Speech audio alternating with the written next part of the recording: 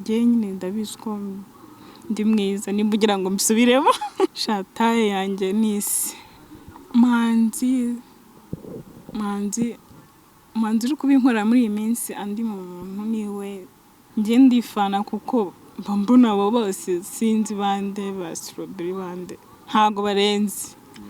Kanongera mbaye ikaze mwese mwahisemo gukurikirana ibiganiro byacu umunsi ku munsi nk'uko musanga mubizi tubagerera hirya no hino. Shimira cyane bakoze subscribe nange mutarayikora akaniko kanya kugira ngo mubashe gukomeza gukurikirana ibiganiro byacu. Uyu munsi twe n'umukobwa mwiza ngira ngo muramubona neza, tubagira ngo atangire twibwira amakuru yawe. Amakuru ni meza. Umeze ute? Meze neza. Nakubona wambaye neza, ibintu byose ndabona ari sawa cyane. Amakuru y'iminsi ko warabuze? Amakuru ni meza, biragenda. Kubura ni ibi bihe turimo nyine. Ya covid ngo wowe yegusize amahoro?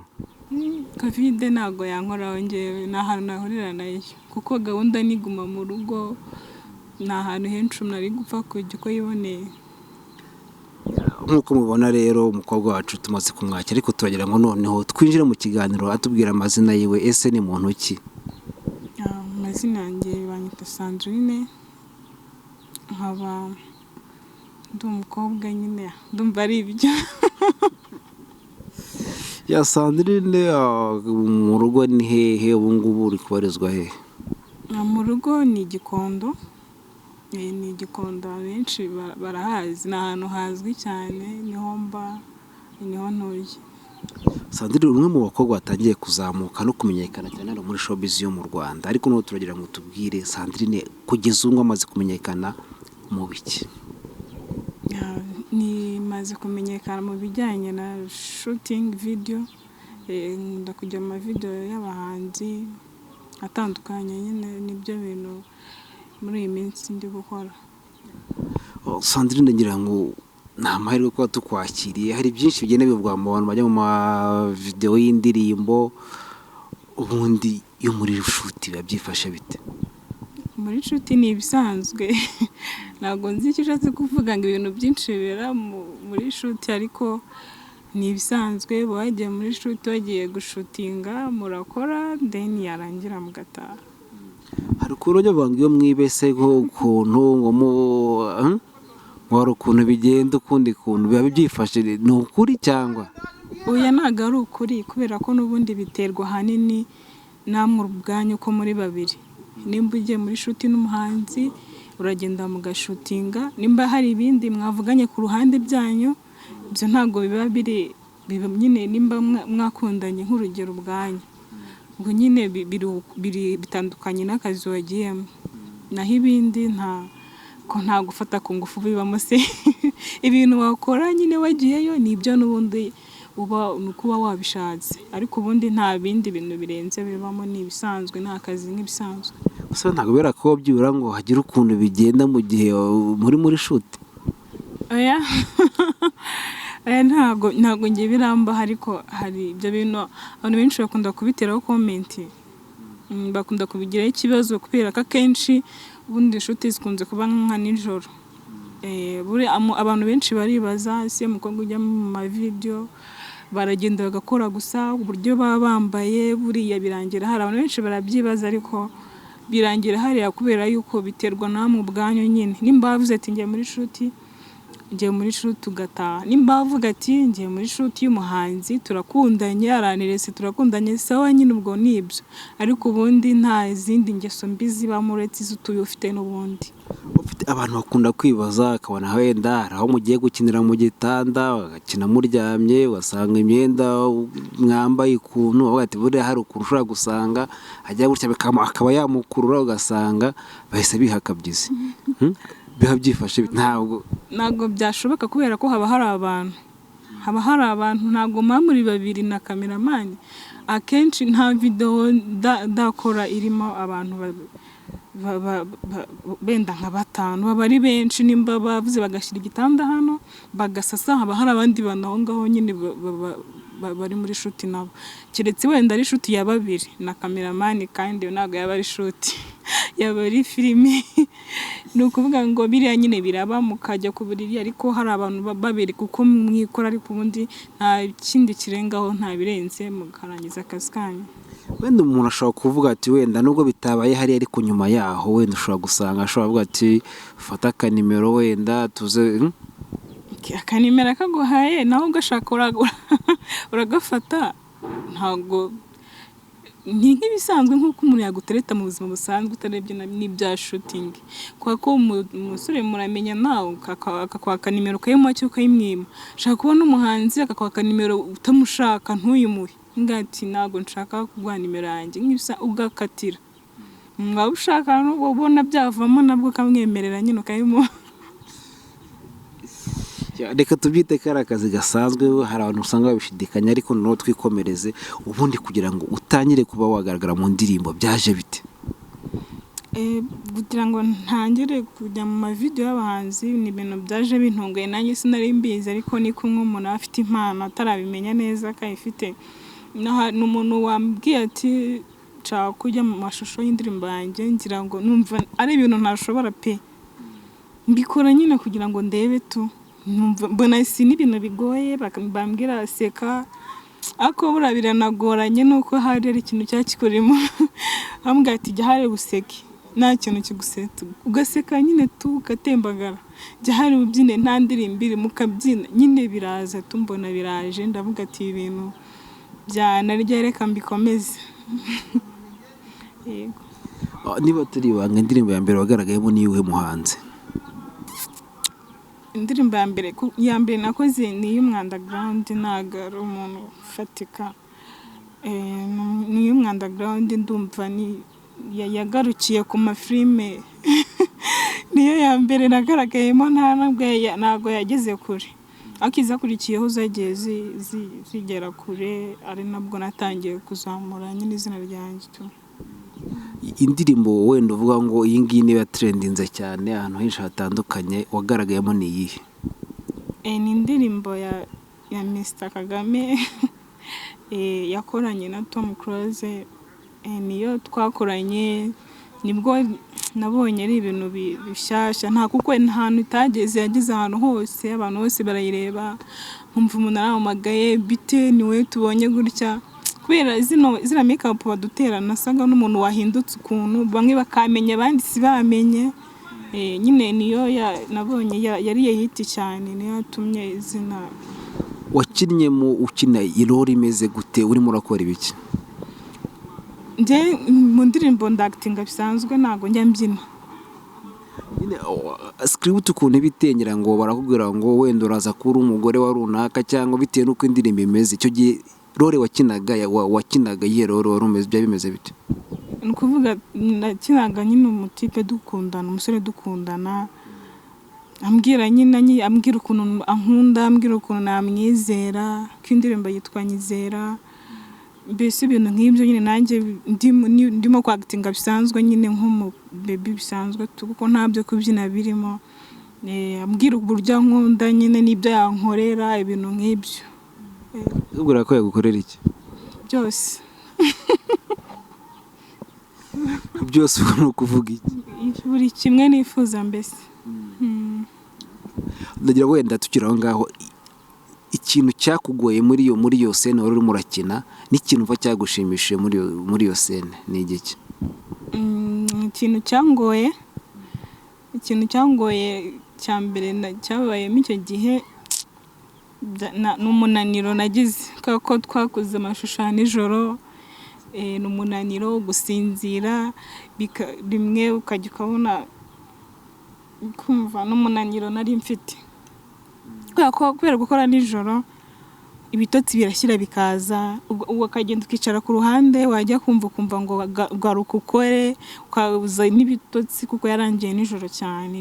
Niyo mbogamizi nahuye nayo. Ikindi kintu cyabayemo cyanshimishije ni uburyo burya gukorana nuko umuhanzi, hari abahanzi bagira kwifunga, icyo nakwita kwifunga cyangwa kwiyemera kw'abahanzi cyangwa nabo bari gukorana. ya Mr Kagame na Tom Close nyine twakoranye neza muri make, nta byo kuvuga ngo uyu simuvugisha, mwaba muri shuti ukabona nyine bigize abantu bahaye cyane, ni wa muntu twakoranye avuga ati sister arakeneye iki, bimeze bite, bariye buri kimwe cyose nyine kirahari, nyine ubona ko umuntu akwitayeho. Hari igihe ukorana n'umuntu ukabona nyine araho nta kintu bimubwiye, ni ukubwira ngo nukore gusa, ariko buri kimwe cyose cyari gihari, nubwo munanira ariko ubundi ni akazi n'ubundi, ariko pe batwitayeho nk'aba baby twakoranaga, muri make ntacyo twabuze pe. Reka twikomeza no kuri Sandrine, urabizi ko uri mwiza?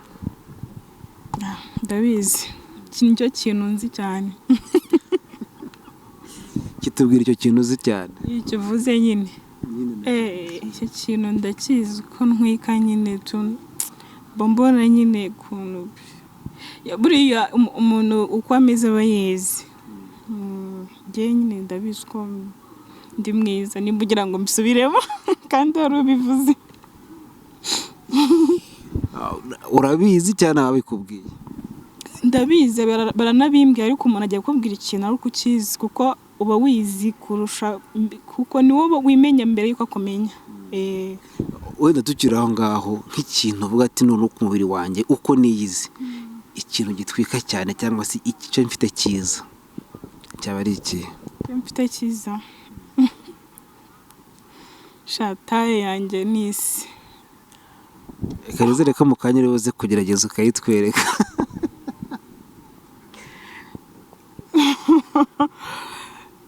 Taye yanjye tu.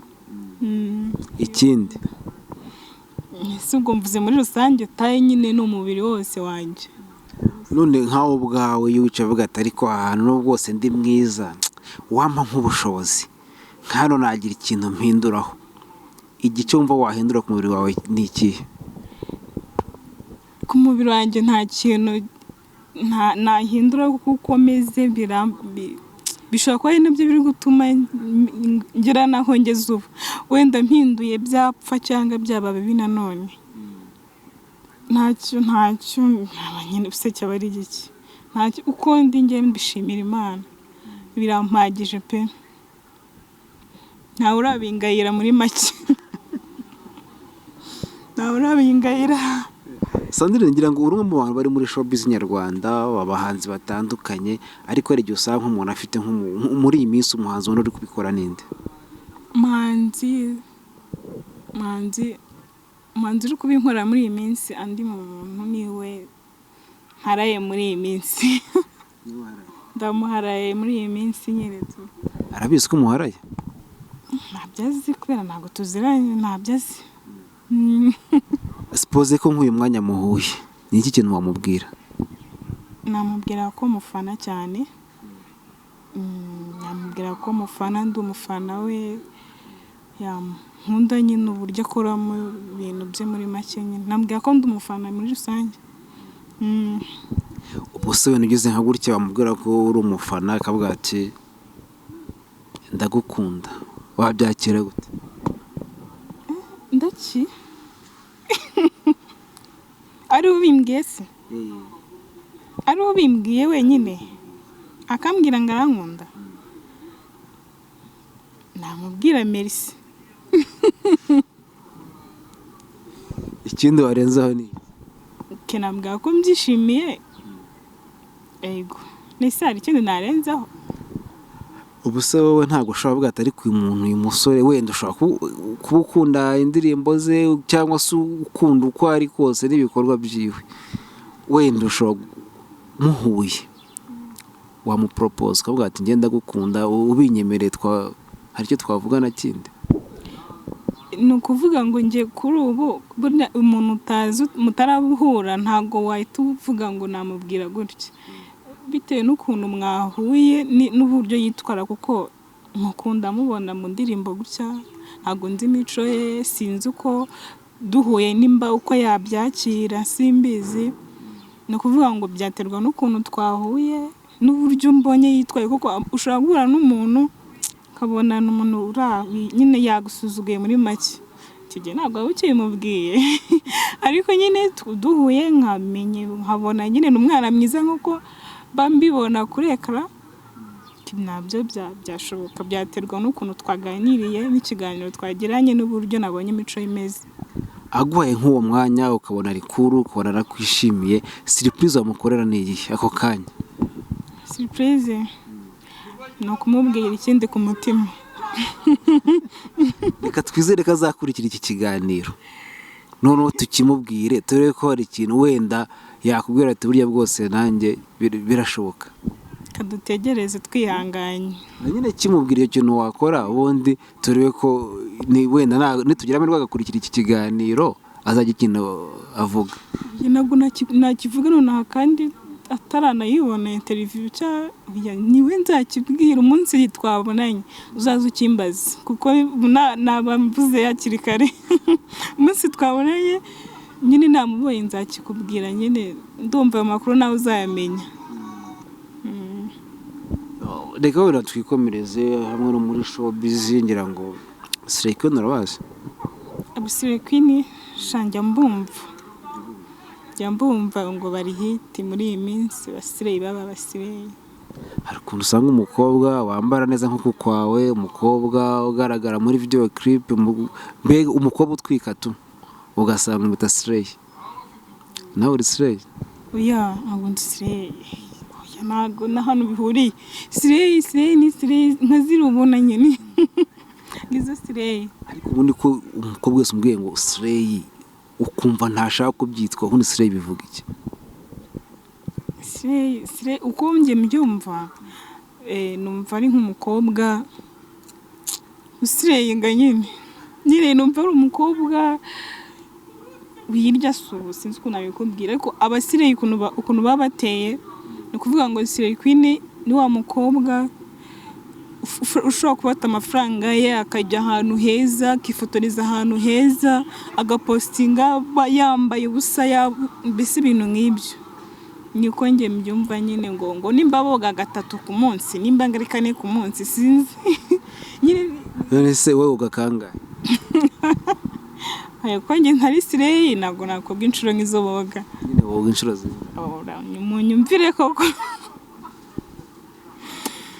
ntabwo inshuro ebyiri ko boga 3. Boga 3. None se kugira isuku ni ikibazo? Bo ntabwo ari isuku, ni ibintu by'ibikabyo bagira, ni ibintu by'ibikabyo nyine ngo bibi no gukanga, babyita gukanga. Ubusanga umuntu avuga Slay ugasanga ntubikozwe urabyanga, kanyamara wa Slay tuza no mu Rwanda ni abastari. Urugero rw'abasire uzajya wende bande? Abasire baba benshi ngo sinzi uwo bita Strawberry, Shadibu, imbari sinzi n'undi, mba ni benshi bari kubyita cyane nyine. Uyu urebye mwara abo bose ubundi buri wese umuziho iki cyangwa wafata ute?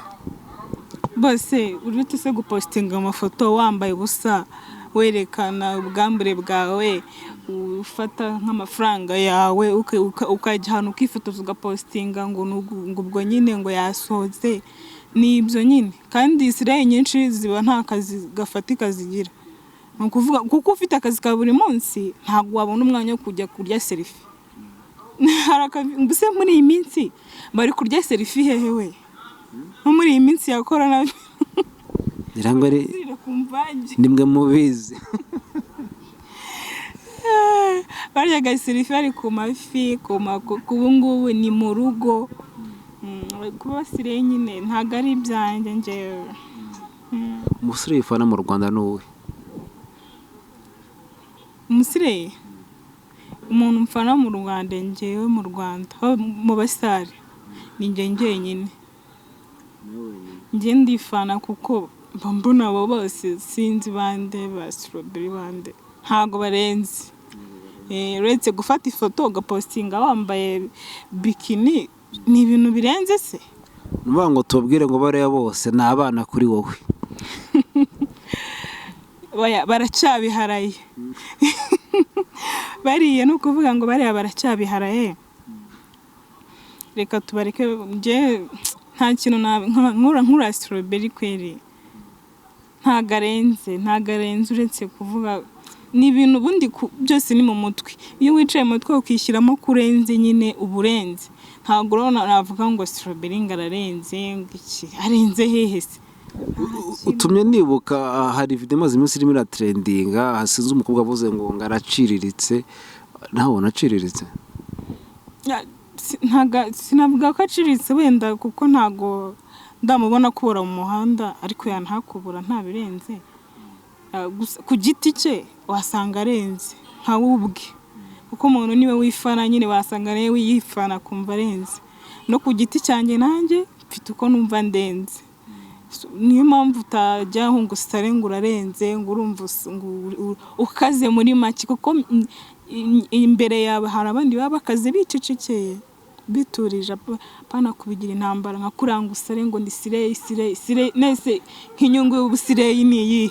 Ubura nkwamubaza definition y'ubusire yayikubwira ntayazi uretse izina gusa nyine. Uyu munsi nk'umuntu utubwiye ko bara bose bari munsi yawe igira ubutumwa ubagenera bihita kugiye gutwika bose batwara umwanya. Ntago turi mu irushanwa ariko muri uru rugendo rwa entertainment bisaba kugira ngo buri muntu agira urwego ashaka kugeraho naho rumugeza bitewe n'impamvu cyabigiyemo. Nta kintu njyewe icyo nababwira bo bakomeze ubusire bwabo. Ntago ninda kubatwara uwo mwanya ndabizi ndamutse mvuze ngo ndi sire bahangayika. Bahangayika nta wasinzira ariko ntago ninda kuba sire njye ni Sandrine nkuko ndi nk'ubusanzwe. Nintera imbere kubarusha nzabibuka nubwo bantanze mu gakino. Ntacyo nabavugaho kirenze nyine n'abantu bari aho. Sandrine gira ngo niba ntibeshya ari kigarageza mbona uvugamo ko ukunda Buravan cyane n'ibindi ntibuka neza uri buze kutwibutsa wabarigize amahirwe yo guhura nawe. Buravan ntago ntago twahuye kubera ko hari igihe twari tugiye kubonana ariko havuka ikibazo si twabonana ariko twaravuganye tu. Ntago twahuye gutya amaso ku maso. Ego. Ambwiye ko mwemera se? Nari kuba nihuse. Nari kuba nihuse ibintu ni gake gake. Biha umwanya bikaza mu gihe cyabyo.